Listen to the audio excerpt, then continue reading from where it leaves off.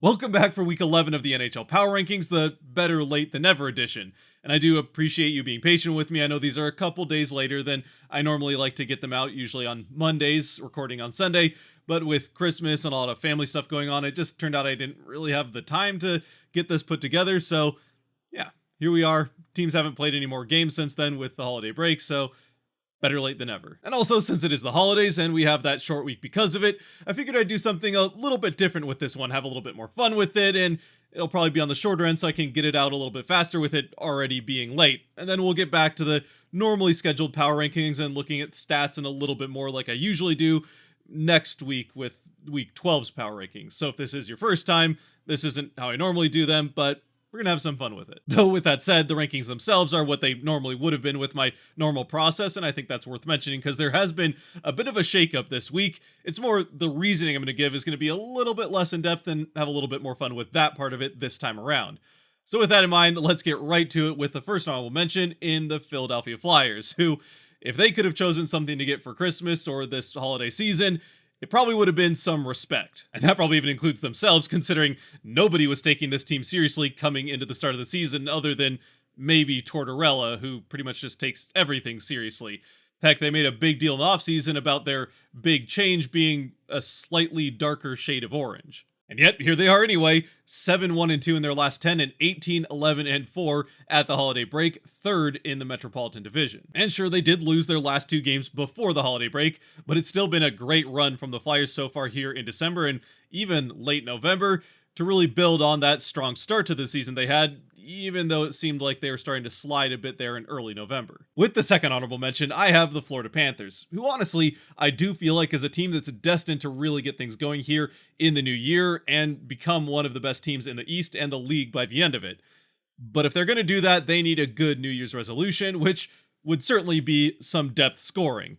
Now, Tkachuk could definitely help. That's still sitting on just 5 goals, which I've mentioned a number of times over the last few weeks in these power rankings. But even outside of Tkachuk's issues putting the puck in the net himself, this team currently has 46 of their 96 goals on the season coming from 3 players. So it's not just Tkachuk that they need to figure out how to get some scoring going, especially if some injuries hit those top 3. Moving on then into the top 10, in the 10th spot, I have the New York Islanders, who were certainly looking under the tree on Christmas morning, hoping to find a power play, as this is currently the league's worst power play in the NHL.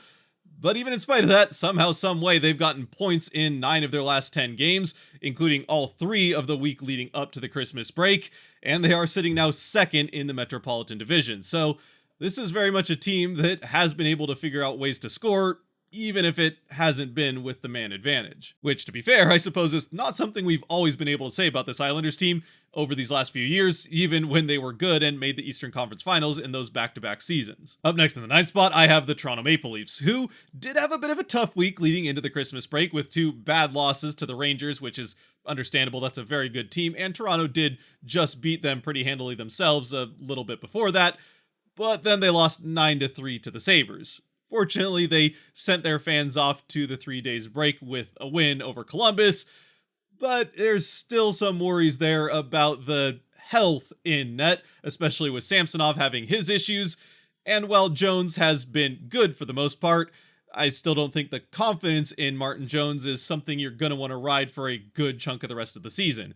So if there's something that they would like, it would definitely be an expedited recovery for Wool. Unfortunately, I don't think healthcare is really something that you find under a Christmas tree, even in the States, much less in Canada where you guys, get it for free. But anyway, speaking of teams that have had issues with consistency so far this season, though, I don't know that there's any team in the NHL that's had an issue with it quite like the team I have in 8th in the Colorado Avalanche, or at least certainly not that are this high in the standings. Now, for the Avalanche, if there's something they could have used over this break, it probably would have been to just sit down and have a nice family meal, take a breather, and have a chance to calmly talk out some of their issues and not have all this grumpy Grinch-like attitude in the locker room. Especially considering even with the issues they have had from time to time so far this season, they're still sitting second in their division, third by points percentage, but still comfortably in a playoff spot, and they did win pretty convincingly their last 2 games leading into the Christmas break, including one against a team in their division that's been playing pretty well to this point. And after all, a couple of nice wins like that to go into the holiday break with some positive feelings about the team is not something that every team got the luxury of having.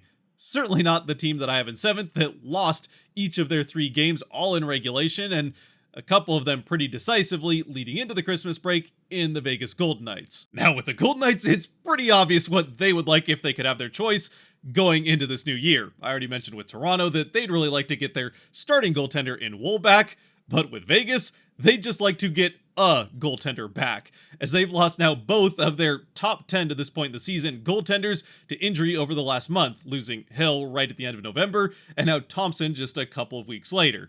So that could definitely have something to do with their issues here in the last couple of weeks. Though I suppose with that being said, if there's 2 safe bets in Vegas, one is that they will have goaltender health issues, and 2 is that they'll still find a way to get good goaltending eventually. And then in the 6th spot, I have the Boston Bruins, who have now started their drop down these rankings. It's been a couple weeks coming. They had that strong start to the season, though, that was kind of keeping them afloat and stapled to one of those top 3 spots.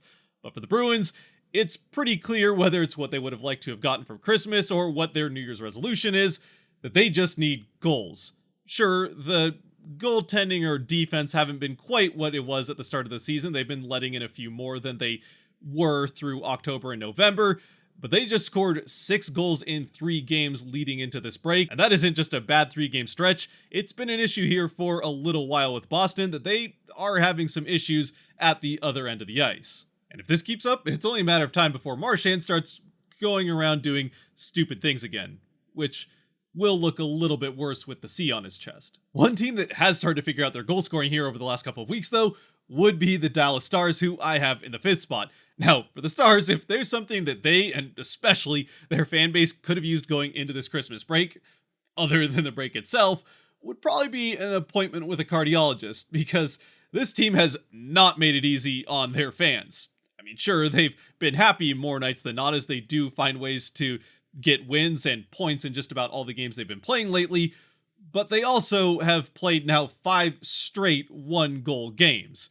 It's been since December 11th since they had a multi-goal game in either direction. And that includes 3 straight games that went to overtime after 3 periods, tied at 3. A lot of 3s, but either way, they do end up winning 2 of those games 4-3 in overtime. In spite of giving up the tying goal in the Seattle game in the final 30 seconds, they still are getting their points, but these games are very, very interesting right up till the end. Obviously, it helps to go into the holiday break with a game like that Nashville one, where they score twice in 30 seconds to tie and then win it in regulation. But yeah, it's been a nerve-wracking couple of weeks for Stars fans. Meanwhile, in the 4th spot with the Winnipeg Jets, really the only thing that's nerve-wracking for Jets fans is whether or not they can keep this going, or if this will be another season where they have a strong start, look great midway through the season, and then kind of collapse towards the back half and go flat into the playoffs and are disappointing there. Only time will tell as far as that's concerned, so for their fans, it's kind of just keep chugging along, great goaltending from Hellebuck and goal scoring the other way. It's got to be promising that they're still playing as well as they are, even without Kyle Connor, and they're going to have to keep that up, as he will be missing a good chunk of time here. At least for now, though, for the Jets, there's really not a lot to complain about, other than, I suppose, that injury to Connor. Moving on to the top 3, we start with the 3rd place LA Kings. Now, for the Kings, there have been a couple of bumps in the road here recently, partially because they've been playing more games at home, where things have been, well, let's just say if they were to have a New Year's resolution, and this is the team themselves, maybe not as much the fan base, it would probably be to start giving their home fans a little bit more to cheer about and not getting smacked around on home ice quite as frequently as they have. Now, given how they've been playing on the road, if they are able to figure that out at home, they might just win the Stanley Cup. I mean, who knows, maybe part of the reason they're having issues at home is the rumored quality of that ice in LA being a little bit bumpier than other places, but they play on it more than other teams, so that really shouldn't be an issue.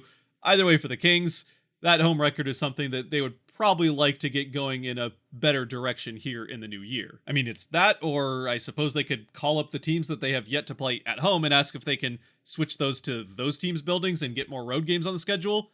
Not sure season ticket holders or ownership who would lose gate revenue would be a big fan of that idea, but the team might win more. And then in second and first in the NHL when it comes to points coming into the Christmas break, I have the Vancouver Canucks, who I would imagine they, and especially their fans, given the reputation that a lot of them have across the league, would very much like to be able to continue over the course of the rest of the season, tell hockey nerds everywhere to stuff it, as this is a team that continues to find ways to win games and collect points in the standings regularly without really any support whatsoever from the advanced stats, suggesting this is something they should be able to do. Now, as we know, even the best advanced stats aren't perfect, and even at their best, they only suggest what should happen, not what will.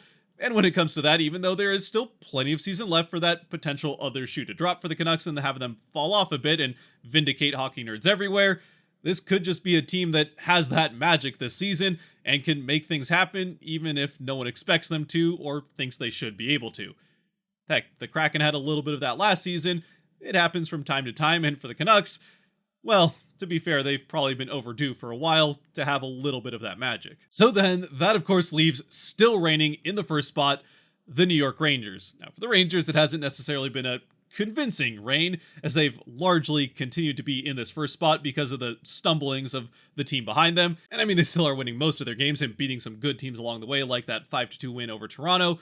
But this is a team that's had their stumbles here and there, so if a team continues to be hot like Vancouver or Winnipeg have, they could end up getting past. Still, I don't think their fans would care too much. They have been widening the gap on the rest of their division, and as far as that's concerned, yeah, there's really no sign of them necessarily slowing down. They're top 5 in goals for per game and goals against per game, and they're the best power play in the league as well as one of the best penalty kills. So there's really not a lot to complain about in New York. So I guess then, at least for now anyway, there's not a lot more that Rangers fans or the team could really want, other than to have things keep going the way that they are all the way through the rest of the season, and then this time actually have it continue in the playoffs. That's probably a bit of a cop-out though, so let me know if you're a Rangers fan down in the comments section what you would like to see your team do differently. Seems like things are going pretty well over there. And for that matter, if you're a fan of any other team, let me know what you thought of these power rankings. Again, we'll get back to a little bit more of the typical power rankings here next week. With it being the short week, have a little bit of fun with it. So I suppose then also let me know what you thought of this slightly different version. Either way though, until next time, as always, if you have made it to this point, thank you very much for watching. If you did like or enjoy this video, there are buttons for that kind of stuff, like and subscribe of course, down below that helps support the channel, so I'd appreciate you using them. And of course, stay safe out there, be good to each other, God bless, and go Kraken, who are coming. Points in the last 5, so they'll get there eventually.